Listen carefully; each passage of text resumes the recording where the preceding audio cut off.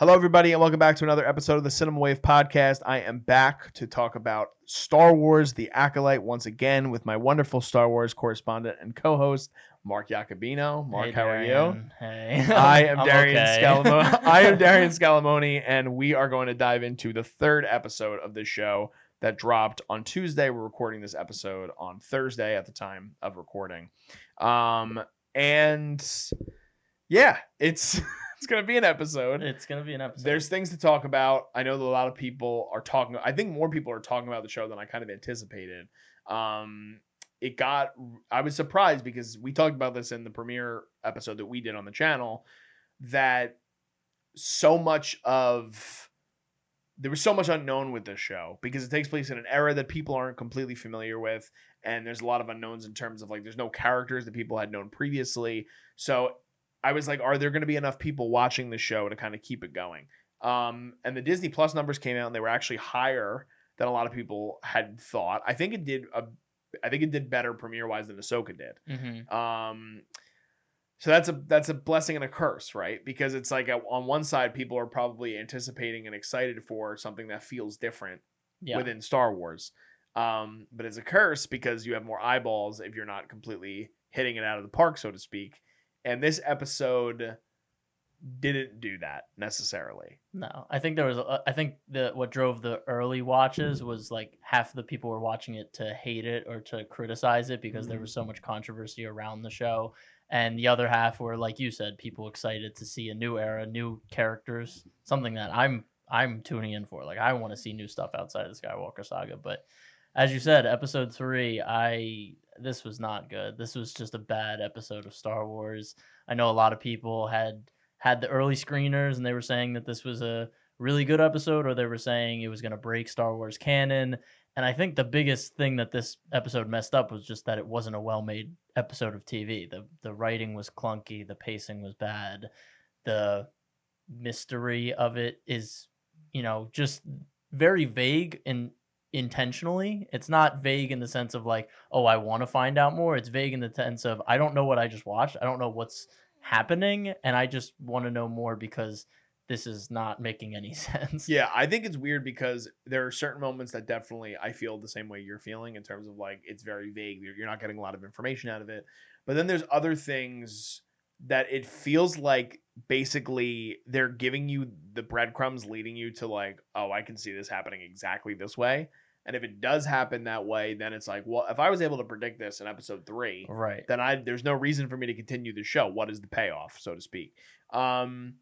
But this whole episode is played in. Before we get into this, I guess this is a spoiler review. We are going to be talking spoilers about the show. So if you guys haven't had a chance to watch The Acolyte yet, like I said, at this point, I'm sure you guys have watched it. But if not, just click out, come back, and after you guys watch the episode, please check this out. Please subscribe and like this if you can. Thank you very much. We'll be here. We'll be here. Don't worry. We'll be here right when you return to it. But this whole episode is played in flashback. And we get May and Osha as children in their fortress, and as it's called, where they're raised by these witches. Yeah. And as you had alluded to, or you talked about last week in our premiere episode, they have two mothers. Mother Aniseya, so we finally get our first look at Jodie Turner-Smith. She was great. She was great in the show. And then we have Mother Koril, who is played by... Oh my God, I didn't even realize that was her. Margarita Levieva. So I know her because she's one of the leads in The Deuce on HBO. Oh, okay. Which is a really great underrated show on HBO, and she's great in it. Wow, didn't even. She looks completely unrecognizable. So in terms of the makeup, I will give it a plus. Yeah, because I had no idea who was playing the part. And a kind of a credit to her because I also didn't know she kind of had that villain streak in her a little bit. She's not that character at all in The Deuce. Got it. So I do like that, but. We open up on Brendok, this new location that we haven't seen in the show yet. Have we seen that ever in Star Wars? This planet? No. No, right? Okay. Gorgeous location. Yeah. We're filming on location. We saw the tracking shots over the mountains. I'm like, this is great. Not a volume. Yeah. Excellent. Yeah, I 100% agree. And we open up on May and Osha hanging out together in the woods right outside the fortress. And they're it kind of opens up on Osha sort of looking like down, like really upset with herself, and At the time, again, if you guys didn't know this already, why are you watching this? But they're twins. They're twin sisters. And so you're not exactly sure who it is. And you can allude that it may be May because the way that she's looking. But then May comes into the shot. And you can obviously see at that point May has a villain streak in her, so to speak, for the lack of a better term. And then we get the introduction of Mother Koril, who comes and gets them out. And then we get a shot of Master Soul peeking out from behind a tree, obviously tracking these girls. He's keeping his eye on them. So to me, I'm like, okay, nice start. We're getting somewhere. And then we get into the whole sequence in which we're learning about this training and this thing called the Ascension that they're going to go through in order to be basically put into this colony just like of anointed witches. into the exactly. Coven. And they are the only children in the fortress, which you also don't get necessarily an answer for that. We do get some breadcrumbs later on when they talk about how these girls came to be. So I don't know if that's a good transition point for you to talk about it. I know I just kind of jumped into it, but there is something that is alluded to that feels off kilter about the fact that these two children are the only ones in this society. Yeah, and I think, the first thing I want to touch on it is the two characters of May and Osha, the child actors. I don't like going in on child actors. I don't think it's fair, but I don't feel the chemistry between the twins in this. I know a lot of people probably feel the same way, but when you're basing a story and the foundation of a story on the relationship of two twins who chose separate paths, you really need to feel the connection between them. And I didn't get that at all here. Maybe that's just the writing, maybe that's just the acting, but unfortunately the writing is so heavy-handed that like May can't be anything but evil and bad. She shows no like empathetic qualities, and Osha is all good, all like nervous and oh, I want to be a Jedi, I want to leave this planet, and it's just like there's no depth to them. They're just so shallow. So it makes me not even excited for what they're going to do with May as an older May, because it's like I don't even know if there is a goodness to her, and if there's not, then it's a very basic character. So I feel like that was the biggest issue in this episode. I know we started with the two sisters together, and I think that issue follows all the way to the end. To the end of the episode, for sure. Like you said, we can jump into their immaculate conception, I guess, with Mother Aniseya, who I think was great in this episode. She was the best and probably the only good part of this episode. But yeah, essentially the idea that she created these two twins out of nothing, or with the Force, or with the power that they're talking about in this episode, the thread that she kind of gives these lectures on. And it goes against what the Force should be. The Force is, if the Force is a natural thing, it shouldn't be able to create life like that. I know there are some people that talk about, oh, well, Anakin didn't have a father, and I think it was very much supposed to be a vague mystery for people to create their own canon for. George Lucas even said that.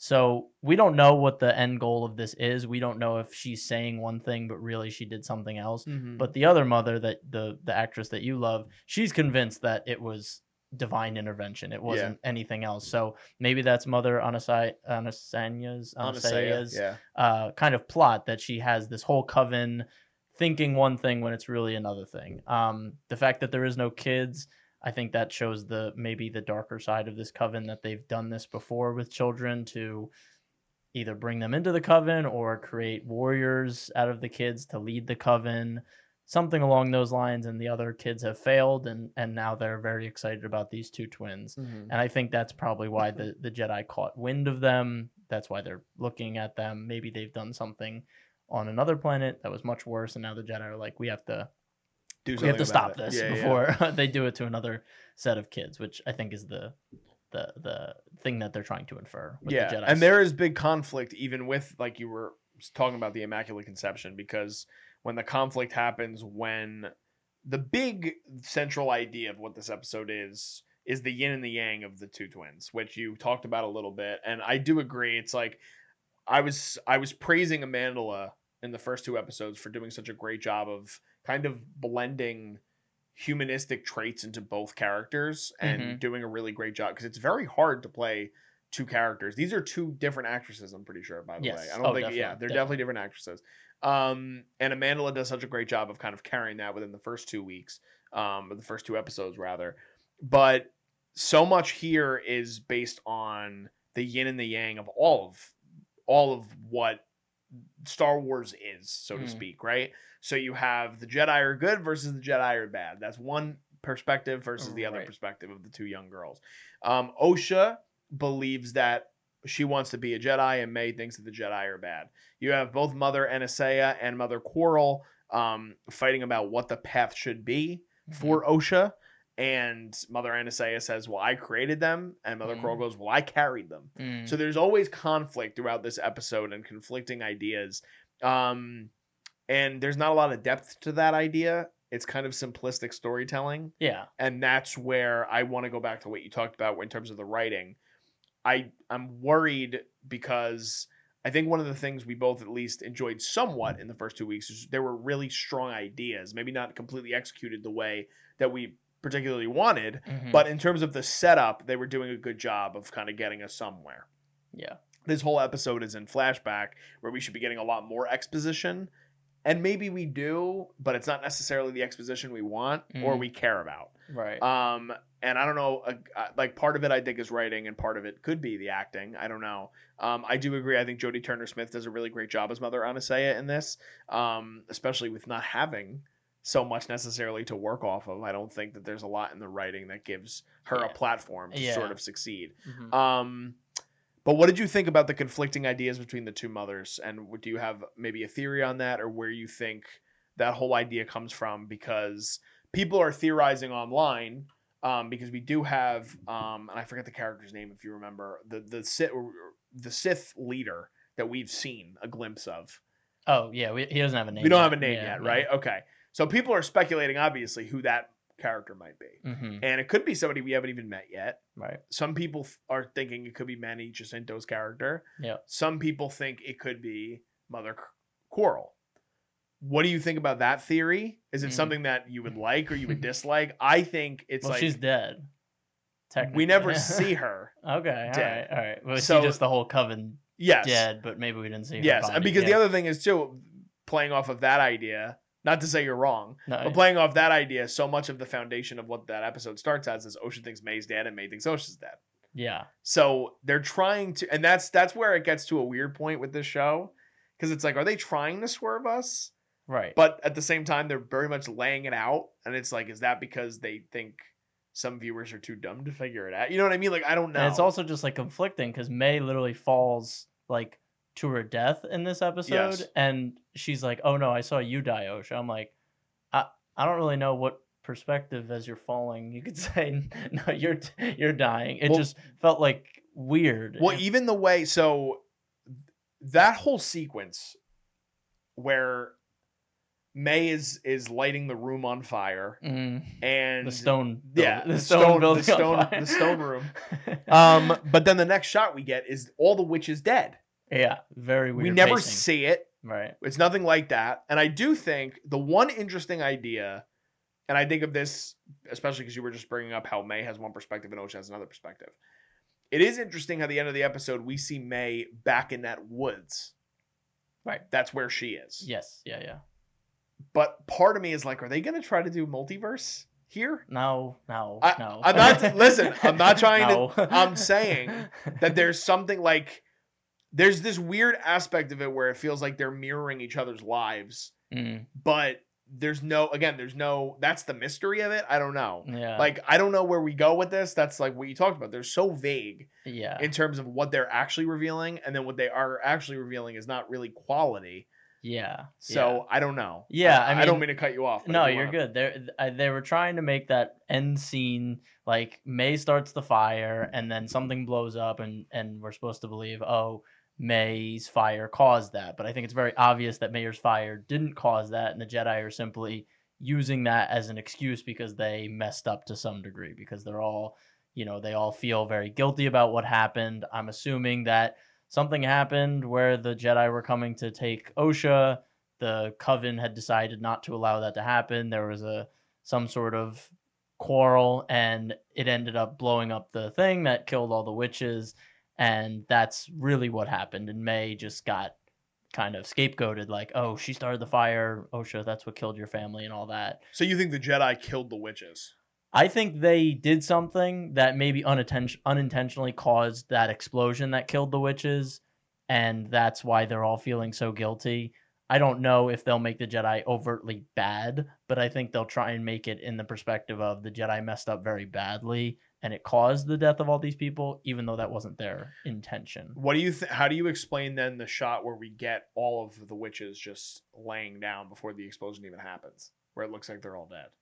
They were already dead before that, the fire. Well, Yeah. I felt like there was explosions like happening throughout the compound, and then that main reactor also explodes. Yes. So I kind of just figured that those side explosions or something happened. But again, the framing of it is very weird because they're all just clustered in one spot. I agree and with Master you. Soul is like running around through the catacombs Yeah. to find Osha. Again, very odd. And that maybe that's just set dressing, and maybe that's just a weird setup that they had the bodies in instead of having them more strewn out. I think that's a pacing thing. I think, having Osha walking through the whole compound and seeing dead bodies like everywhere Would have been more effective. Exactly. Yeah. But the pacing is just like, let's go. Let's get to the next scene. Yeah, Come on. So, but I agree with you. I do think it's interesting that that's the way they decided to frame it. And then you do get the one, shot where the high angle where Osha's looking down at Mother Aniseya on the ground. Yeah. I do have one person that I might be theorizing. I don't know why. Okay. It might just be more actor versus character. Sure. But a lot of people are also talking about online that, like, what a waste for Carrie-Anne Moss. Right? Like, right. Yeah, we get Carrie-Anne Moss in the first episode, very mysterious. Mhm. She's hanging with a bunch of fucking random people. Yeah. In a shade, like in a ball. You know what I mean? Like typical Star Wars-y. Yeah. You know? We get her character death. Mhm. And everyone's like, what the fuck just happened? This is Carrie-Anne Moss. She's the biggest star of the show. How is she dead already? Then she's in this episode, very mysterious kind of character. She is kind of the most conflicting character. Like Soul is very calm and mild-mannered, and it's not like she kind of comes in guns blazing, but she is very, it seems like there's something with her and the Coven. Obviously, like she has a preview. Like it just, I got that. Oh, vibe. interesting. Yeah, I took it as her being that enforcement arm of the Republic, because she says like, "I'm here by Republic mandate," and then she gets cut off. So I took it more as she was an enforcement arm of the Republic, and less of like a Jedi peacekeeper, like maybe Master Soul was. That comforting force. Exactly. But I am curious because to me, and again, maybe I'm just thinking a practical sense, like. She gets 3 lines of dialogue in this episode. Yeah. She dies off in the first 5 minutes of the first episode. Is that a swerve that they might try to go in a direction where maybe she committed something she shouldn't have committed? I think don't know. There's going to be more flashbacks, like maybe spread throughout the next couple episodes. Aging them up? No, May and Osha?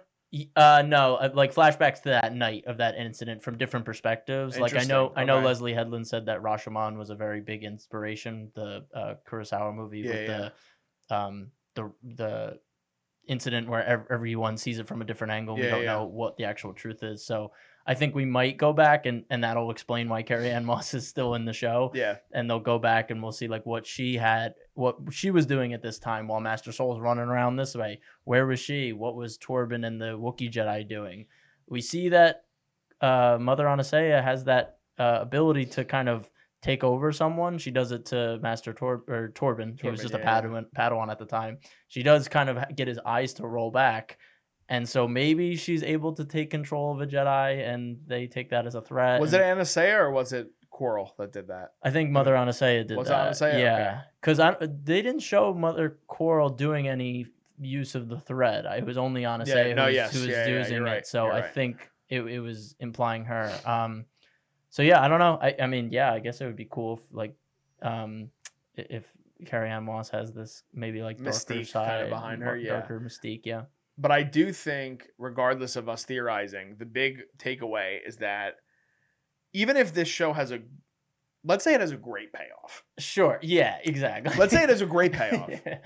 It's not going to be the same feeling that we would have had if we had a complete show that Mhm. would have made us feel something deeper within 3 episodes. Exactly. I've talked about this on here. I think you have alluded or you have agreed with it as well. But like for me, I have like the 3 episode rule. So like, and we're gonna continue to cover the show, but Darian because would not watch the show. because we have a duty to you, the viewers. But a lot of times, if I'm not doing it for what we're doing, like if I'm out by 3 episodes, I'm out. Like Yeah. I'm like, there's so much television. There are so many movies. There's so many things that I want to consume in my life, and we only have a certain amount of time in a day. Yeah. That they need to be able to hook people. This show, I think, like I said before, there were ideas that we enjoyed about the first 2 episodes, and I was looking forward to them expanding on that. And I understand, like, listen, you're doing a full flashback episode, you're putting us in a different time period, essentially. But I didn't get more from it. I probably got a worse feeling coming out of the episode. Right. So I don't know if you want to talk about how you felt coming out of that episode and where you think, because we talked about it in last week's episode, which you guys should go and watch. But Mark also theorizes like there's a possibility maybe they go in this direction where they do like the first 4 episodes or maybe one chunk of the story, and then we kind of transition into the second chunk. I don't feel that way coming off of this episode, so I don't know if you wanted to talk about that a little bit. I agree. I don't know. I wasn't expecting a full flashback episode for episode 3. I kind of figured we'd go to the Wookiee Jedi. I still think they wouldn't show trailer footage past episode 4, which we see they got onto that forest planet, and the dark side user that's training May does show up, and they have this face off. I would be shocked if that isn't in the next episode and they showed trailer footage all the way to episode 5 or 6. That seems a bit insane to me. But at this point, maybe they don't feel confident and they need to include that in it. So, coming out of this episode, again, I was just feeling like this Star Wars could be better. I mean, at the end of the day, you shouldn't force yourself to be like, oh, well, it's Star Wars. I like this because it's Star Wars. When you think about all the releases this month in June, just from television perspective, House of the Dragon, The Bear, The Boys, and The Acolyte should be able to stand side by side with those type of shows. And it just simply is not even on the same stratosphere. And the only thing The Acolyte has that those shows don't is that it could be watched by a family audience. All the other shows are much more explicit. Yeah. So that's a fair point. So there's no reason for anyone to tune into this if they're not like a diehard Star Wars fan. Because I don't know any non-Star Wars fan that's like, oh, I'm really enjoying The Acolyte right now. Like, the only people watching right now are Star Wars fans that are like, I want this to get better, or they genuinely enjoy it, which is fine. But just from a TV show perspective, I just don't think Star Wars fans should sell themselves short here and say, this is the best that we could get. Like, no way. This is a $180 million budget TV show. House of the Dragon looks 10 times better, and I'm sure does at $100 million budget. And it's shot more interestingly. It's lit more interesting. The sets are more extravagant. It's just, it's frustrating as a Star Wars fan. Like, I want Star Wars fans to hold Disney to a higher pedestal, because if they don't, then they can just keep putting stuff out like this and very low effort. People will still watch it, and people will still have their Disney Plus subscriptions, and it's like, I don't know. That's not. I know that becomes the hard thing, right? Because it's such a great point that you bring up with all these other shows coming out, because they're all these cultural touchstones too in their own way. Like The Boys is the biggest show Amazon has ever done, and they're C-list superheroes based on the comics, and yet it's a 3-episode premiere today. People are super excited about it. Plus, there's the announcement from the creator that they're only doing 5 seasons. Right. So now we're at the penultimate season of this entire arc that we've been working on for years. The Bear's the biggest show probably on television right now, and it's also, which also I think is unique, why Disney decided to release The Bear the same month as The Acolyte, I will have no idea. Because they're both Disney properties. Right, like Hulu and then Disney. They should have never put out The Bear this quick, because they didn't need to, first of all. The Emmys are coming up for season 2. Yeah. So they don't need that. And then House of the Dragon, too. Like, it's a situation where people have been waiting for House of the Dragon. And so when you put this up against them, like the point you made, like, being the only show that families could sit down. And that was another thing that somebody had brought up I had seen. This show was pitched as something darker at the same time. Yes, yeah. And we have not gotten that. No. Through 3 episodes. I don't think that we have even somewhat approached. They showed blood. Like, they showed blood. And they don't usually show blood. I mean, you have a dark theme in terms of Torben essentially committing suicide. Yeah. Like, you don't see that in Star Wars every day. But at the same time, like, this just felt like a major step backward. And which is crazy because the first 2 episodes weren't unbelievable. Yeah. We were coming off them like, we're gonna sit on it. We're gonna see. And then this episode completely kind of shits the bed. Yeah, so I to mean, they speak. could have went pretty dark with this episode. I mean, you have an entire coven killed, but again, they might just be doing that because they want to keep it vague, so they don't want to show too much. So they shoot themselves in the foot by being so vague and so not gripping in the visuals that they can show, that it takes away from the intrigue of the series itself at this point. So Yeah. it's very frustrating. Do you want to talk about the writing itself? I mean, do you have any like specific points that you're just like, that did not feel right, or maybe set design or cinematography, anything that like took you out of it, or you noticed right away you're like, this is just... Well, I think that the show, especially based on all the reports, that the show costs as much as it does, double the budget of Obi-Wan, a legacy character that is beloved by the whole, not only like the Star Wars community, but people that just watch Star Wars in general. People like Obi-Wan Kenobi. Right. It's a character that people love. True. So, it's not that something necessarily stands out to me in particular. It feels more of an overall vision in terms of where the show is. And I don't want to beat a dead horse because we talk about Andor every single fucking week. We talk about Star Wars. Andor time. But it's like what they're able to do with their budget. It's comparatively to where this is at. Yeah. It feels often like this is an edgy YA novel. Yeah. In the vein of Star Wars. Sure. And I'm not saying that can't be a fun thing. I'm not saying that Star Wars can't have something like that. Like, I remember, and it's still happening obviously, but like Walking Dead, like, does all these crazy spin-offs of all these different parts of the world during the zombie apocalypse, and different groups, like age groups of people during the zombie apocalypse. And one of the ideas was they literally pitched it. They were like, it's a YA Walking Dead show. It was called World Beyond. I never watched it, but I heard a lot, and it also torn apart on IMDb, by the way, like similar to the Acolyte.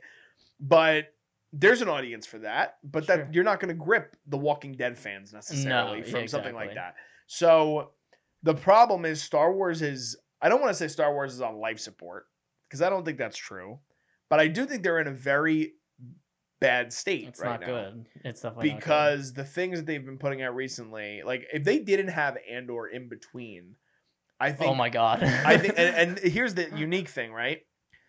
And here we go, me bringing up Marvel again. All right. Marvel is in a situation, yeah, where despite them getting so much shit at the state of where they're at, amidst that point, Guardians of the Galaxy is still one of the biggest movies of the year. Deadpool and Wolverine has so much hype behind it. They have Loki season 2 that is superior to so many of these other shows that are coming out. So they have a handful of successes amidst the shit that they're putting out. Star Wars doesn't necessarily have that benefit right now. Yeah, correct. They haven't released a film in theaters since Rise of Skywalker. And they won't until 2026. 2026. Which is crazy. It's just wild. They keep getting more announcements that they're bringing in new directors, they're bringing in new writers. Marvel's doing the same thing. They just announced all this shit with Blades going on. The third director and seventh writer, Sean Levy, who was attached to a Star Wars movie, is now supposed to be doing Avengers 5. Right. So what happens there? He was supposed to do the next yeah. sequence of films. Yeah. This is very reminiscent of what we've been seeing in Star Wars for a while now, but something needs to break that up. And you can't rely on Andor season 2 is going to come and save us, because on the other hand, we know what the end result of Andor is. Yeah, and it's we only know season where they're 2. going. Like, it's done after It's this. done after that. But also, we know the conclusion of that story. This show, The Acolyte, is supposed to be building this whole new perspective and era, and completely like make fans like me, like, I don't know the High Republic. I'm supposed to be invested in this, and I should be invested within 3 episodes. I'm not even close. Yeah. Like, it's not something that I'm necessarily looking forward to watching every week so far. Mhm. I will watch it. Of course, I'm a fan of the universe. I am rooting for Star Wars because when there's good Star Wars, we get things like Andor, we get things like The Mandalorian. Yeah.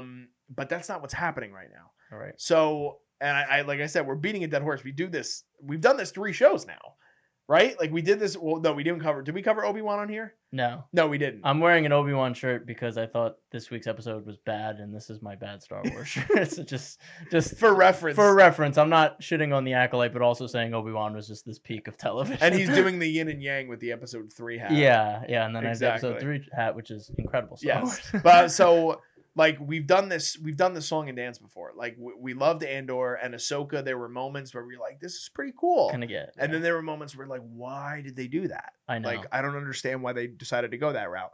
And now we're doing it all over again with the Acolyte. We've no idea what the fuck is happening with Skeleton Crew.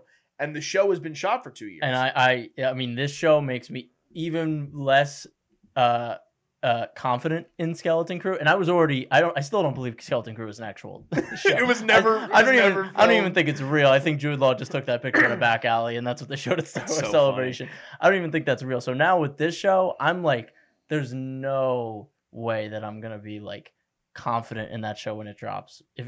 Again, it could be fine with a full cast of kid characters. Jude Law is great.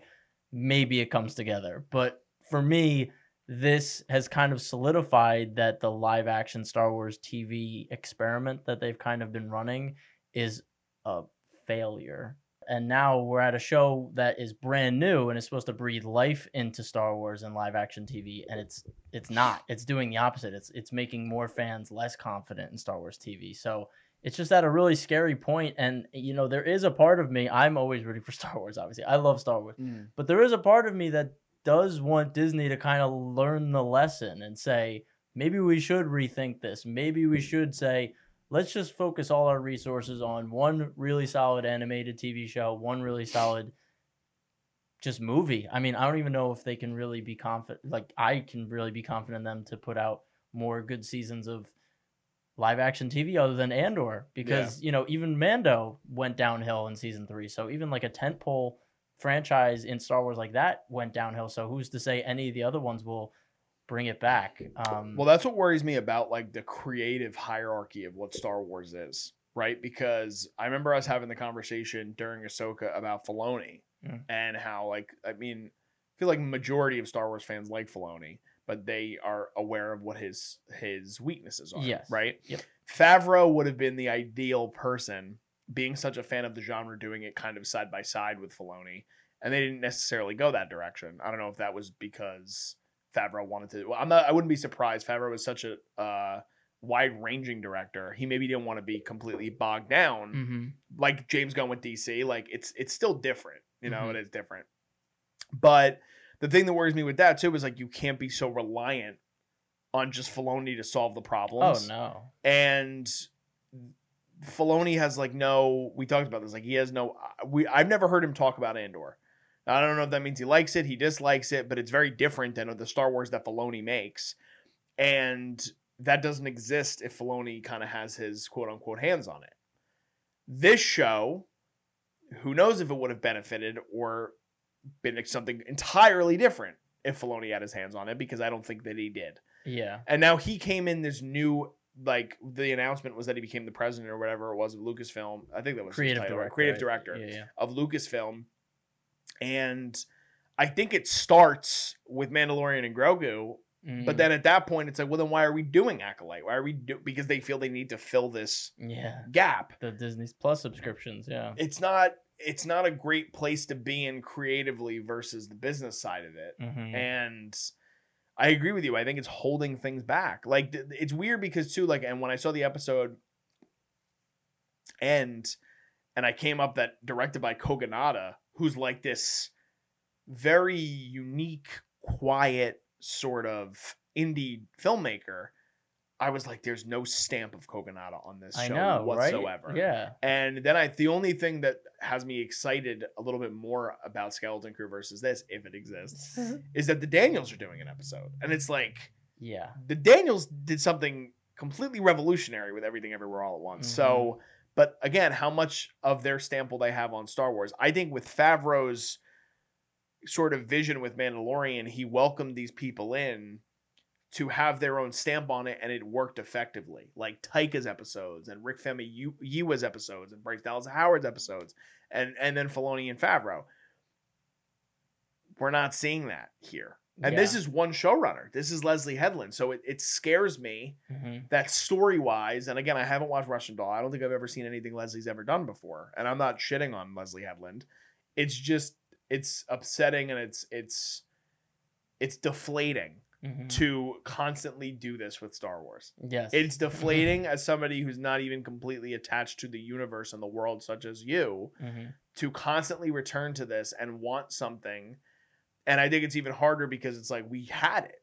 Yeah. Like, we had it with Mandalorian. We had it with Andor. And it's within our grasp. Like, you're able to do really unique and really cool things within Star Wars. So why is that not happening? Yeah, what changed? I'm so curious what changed, and I don't know. Would love to be a fly on the wall in a Lucasfilm. It just seems meeting. like there's like a sieve, like they shoot it and they have their quirky directors and everything, and then just some like Disney sieve takes it and just brings it back down to just like the most basic TV that it could be. And I just don't know what that crossover is. And I don't even know if Filoni could help this, because the issues right now with this show are very much from the writing and script perspective. And I've always said, like, I love Filoni. I think he's always stronger in the thematic portions of Star Wars than the actual writing.